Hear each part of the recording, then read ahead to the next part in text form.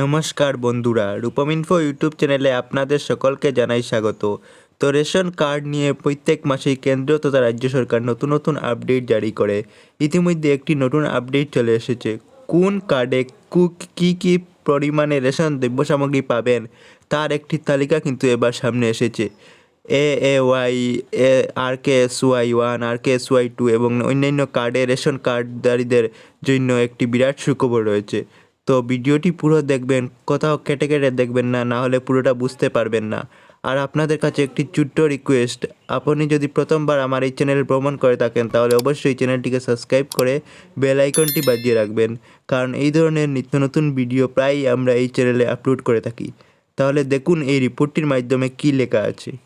রেশনে সামগ্রী বিতরণের নিয়মে আমূল পরিবর্তন। দেখে নিন কী পাবেন এবার। দেশের সব মানুষদের মুখেই অন্ন তুলে দেওয়ার লক্ষ্যে সরকারের তরফ থেকে চালু করা হয়েছে রেশন ব্যবস্থা। দেশের একেবারে নিম্নবিত্ত থেকে শুরু করে যাদের প্রয়োজন তারা এই রেশন কার্ডের মাধ্যমে তাদের প্রয়োজনীয় খাদ্য সামগ্রী তুলে নিতে পারেন। কার্ডের প্রকারভেদ অনুসারে বিভিন্ন পরিমাণে রেশন সামগ্রী পান আমজনতা। এবার সেই রেশন সামগ্রী পাওয়ার পরিমাণের ক্ষেত্রেই বদল আসতে চলেছে।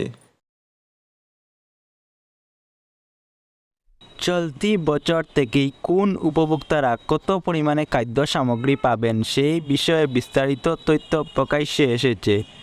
রাজ্য খাদ্য দফতরের তরফে জনসাধারণের জন্য বরাদ্দ চাল গমের পরিমাণ কিছু পরিবর্তন করা হয়েছে।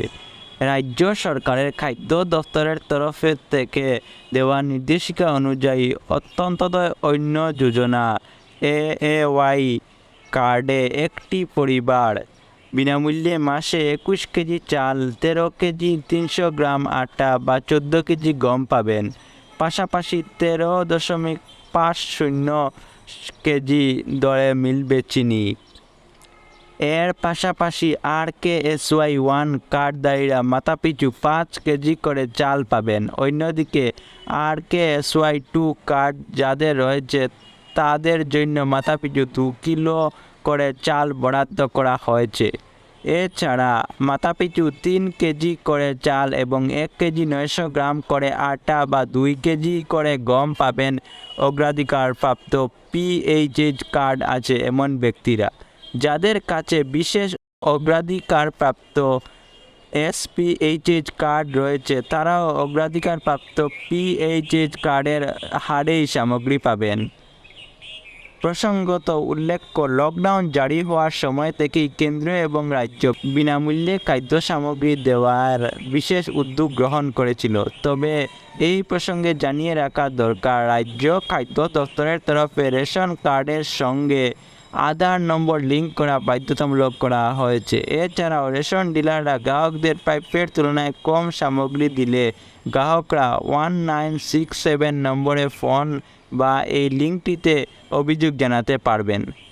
তো এই ছিল রেশন কার্ড নিয়ে ছোট্ট একটি আপডেট। আপনারা দেখে নিলেন যে কোন কার্ডে এইবার কী পরিমাণে রেশন কার্ড দেওয়া হবে, রেশন সামগ্রী দেওয়া হবে। তো যদি আপডেটটি ভালো লেগে থাকে তাহলে অবশ্যই একটি লাইক করবেন ভিডিওটিতে। তো আজকের জন্য এতটুকুই, আপনাদের অসংখ্য ধন্যবাদ।